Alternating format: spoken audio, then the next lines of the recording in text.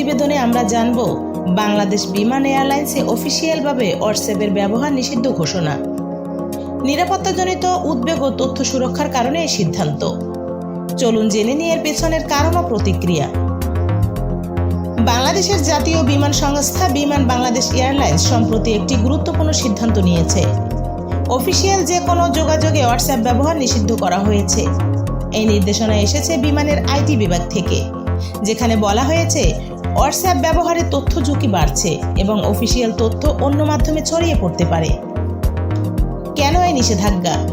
Cyber নিরাপত্তার ক্ষেত্রে হোয়াটসঅ্যাপের এন্ড টু এন্ড এনক্রিপশন থাকা সত্ত্বেও কিছু অফিসিয়াল ডেটা ব্যক্তিগত ডিভাইস বা ব্যক্তির হাতে চলে যাচ্ছে, যা সরকারি প্রতিষ্ঠানের জন্য একটি বড় হুমকি।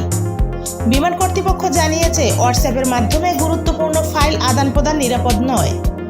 এখন থেকে কর্মীদের অফিসিয়াল যোগাযোগ শুধুমাত্র ইমেইল ও অভ্যন্তরীণ সিকিউর প্ল্যাটফর্মে সীমাবদ্ধ থাকবে। কর্মীদের প্রতিক্রিয়া।